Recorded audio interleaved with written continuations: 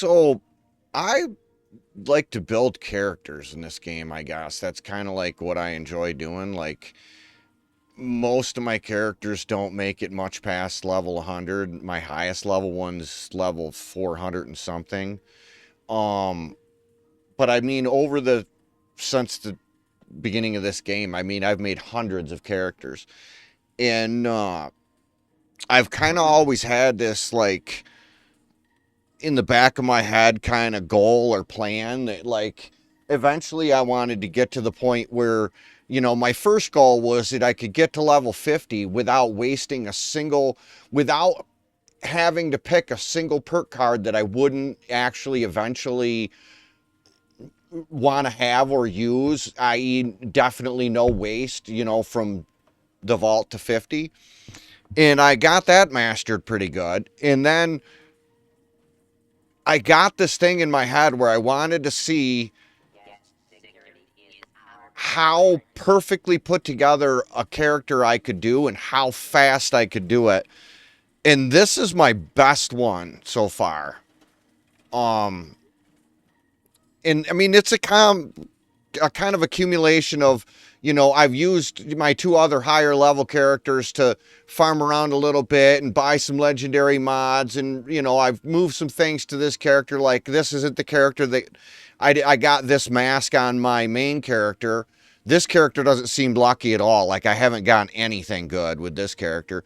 But it seems to be the one I'm enjoying playing the most right now. But I mean, just kind of where I'm at here. I'm level 98, I want to say. Level 98. And this is the build. And I mean, I'm not going to try to sit here and explain this or that and things like Angry Turtle or whatever. Like if you want to really understand how to put together an archer, or watch his video like I did. And you'll learn from that what works for you and what you want to change. Like there's some things that he said or did that I disagree with, where he's probably right on paper, but I don't think it feels that way to me. So I've chosen to do some things differently than he did. But the general outline of what's going on here, I took that from him. But what I'm proudest of is this. At level 98, I have 2 cards already maxed out and 2 other cards that are already at 3 stars. Now, what this is that because I've done this build, I build a character so many times that I'm so sure of what cards I need and what cards I don't need. Like I have no extra cards. And that's the thing. It's like I've scrapped literally every single card that isn't needed to be in this build for this build. And then also the scoreboard, I paid closer attention and I worked harder on the scoreboard, and I got to the point where I could use the repeatable, and I took the repeatable to get the perk coins as many times as I could. So I got that. I mean, this character's farther that way than my almost 500 level character is just from doing it organically. So, I mean, let that be, kind of a lesson. I mean, this is the first season where I really knuckled down to get to where I could take advantage of that repeatable. And it's a lot of work, but yeah, it definitely does pay off. And I mean, I'm kind of with the build itself, like this is kind of where it's going to sit for now until I can, get more movement with legendary cards, which is obviously, now I gotta earn it. But on the note of that, let me get back to this first person. This is what's taken probably the most work. Is my gear. This all 5 pieces I put the same exact effects on. I went with unyielding for the first star, for the 3 to specials. Basically, I'm after the 3 to intelligence. Then for the second star, I went with intelligence on all 5 pieces. And then I went with the thru hikers. And the reason that I did this is because it addresses food and drink, but also chems. So it eliminates the need to have that perk or that backpack mod. And that leaves, in the future, it leaves me open for my plan that I'm going to take that perk for the mod for the backpack that reduces junk weight. So, I mean, it's kind of like, this is a kind of a long plan. And then for the 4-star, my other character, I went with Sawbones because I thought that was going to be like Rejuvenators or whatever the fuck that one is for power armor. And literally, like, I understand people are excited, but it's nothing like that. And that character still gets wrecked all the time, so that wasn't the answer. So I decided that because this character is a bow and it's more stealthy, that I wouldn't be seen much. So I wanted to go with something that was just straight damage. And Rangers with all 5 pieces is just flat 25% to damage, but it's and then obviously I got the 3 charisma or 3 intelligence on the shielded there, but why do I always do that? But the reason is that 25%, it adds 25% to your weapon damage, 25% to this flame damage, and then 25% also to the damage over time damage. So it's just a 25% to everything. You know, if I were to pick up a power fist and punch something, I'd get the 25% well, no, it wouldn't because it's only range things. But if I were to pick up a rifle, which I'm not spec'd for, I'd get the 25% on that, anything that's ranged. But as far as the bow, here's where I deviated from what Angry Turtle said a little bit. He says that anti-armor doesn't affect. And I mean, I believe, you know, I mean, it doesn't make the, this, damage over time. It doesn't anti-armor that. And I think that's what he was getting at. But I find that this gets the job done regardless. Like, I don't even have to worry about this. But I find that the anti-armor really impacts here. And it also lets me not have to have the bow before me perk, which is only 36% armor penetration. This is more, and it frees up those 3 points in perception. So I find that that's valuable. And I'm gonna try at some point when I find it again, I'm gonna grab a pinpointers and try that. Because I'm curious what the difference would be. And I'm also personally a little bit kind of in the dark on this because it says when a combat target is burning, deal plus 50% bonus damage. Now, what I'm basing this on is that at the time the arrow strikes, this 96 fire damage allows this to trigger. So that I believe that the Pyromaniacs is hitting, and I hope that it's hitting for this. It feels like, you know, out in the field, it feels like it's hitting for this. You know, you watch the videos of people doing the same thing, and yeah, you get it. You know, I can get a couple super mutants I mean, they're only level 75 for me right now, but I can get 2 or 3 of them with a single shot. And I imagine that when it gets to level 100, and maybe it'll only be 1, but you know, it feels like that's where we're at. So I don't feel like this isn't working, or what the lesson is that the bow is enough without the 4-star, and maybe that's the case. But either way, I do want to try pinpointers at some point. But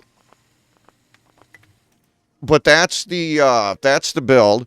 The winter jacket and jeans that I'm wearing, I understand that's not the most rarest thing, but kind of personally for me, that's the best score I've ever got off the responder vendor bot. I think it was 3 days ago.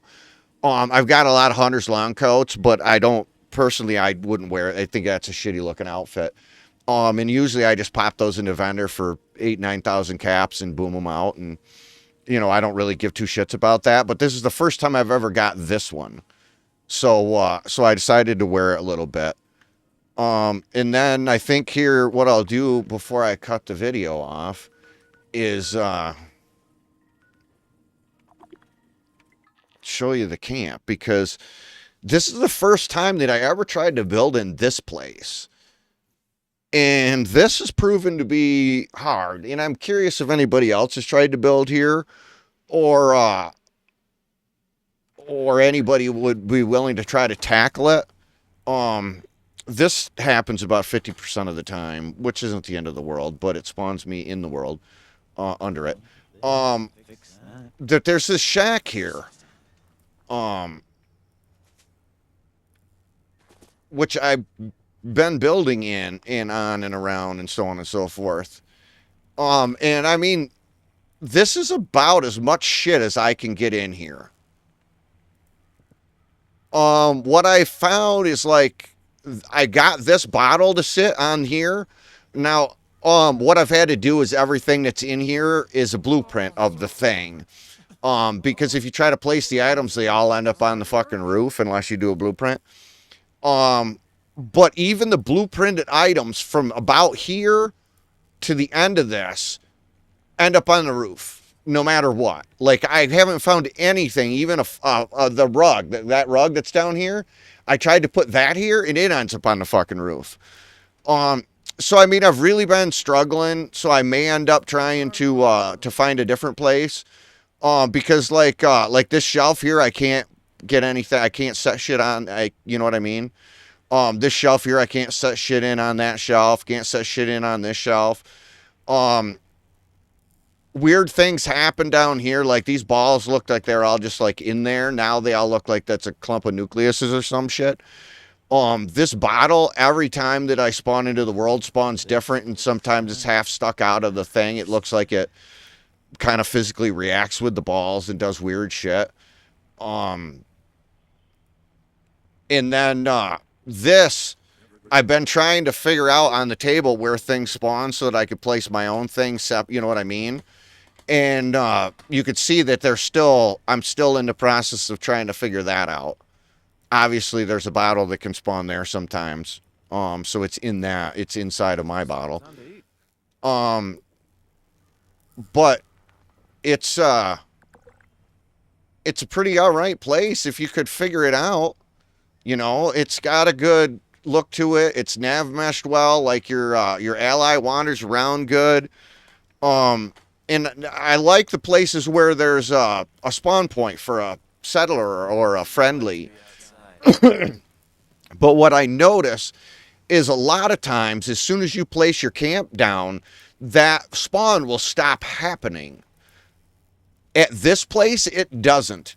I've never loaded in and not had my settler. Never. And I mean, it's been 2 weeks probably now. So that's something to take into note. Like, if you can figure this place out, that's like a cool thing about it. And then there's another over here, not far, 75 yards maybe. There's another person that friendly that always spawns over there, and it's usually one of the people. If you talk to them, they'll give you a treasure map. So that's good to know. There's water close enough to here that you don't have to super dick around to get to water. But like I said, it's a struggle to build inside of there.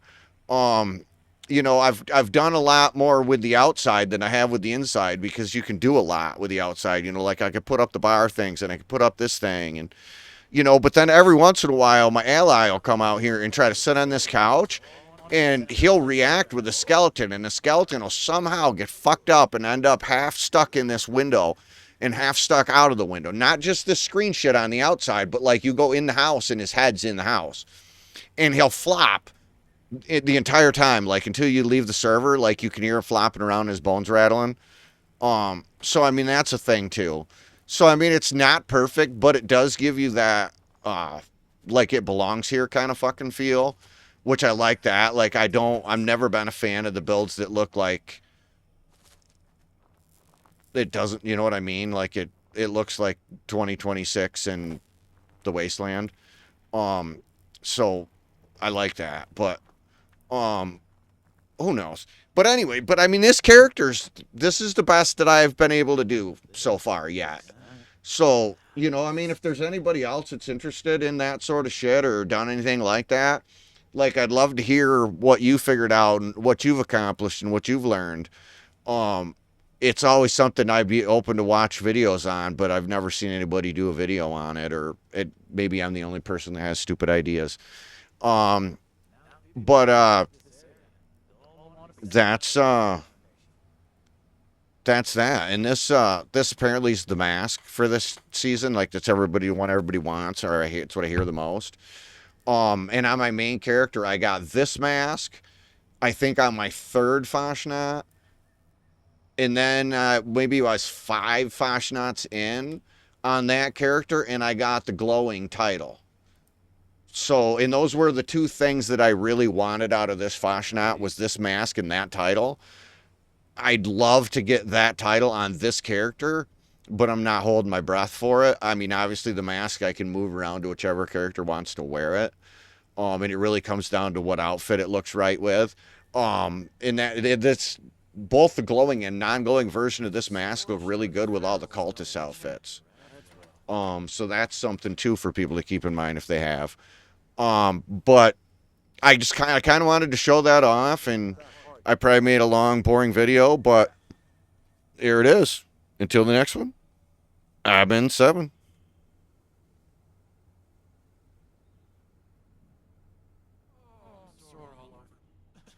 Oh, building this place up is hard work.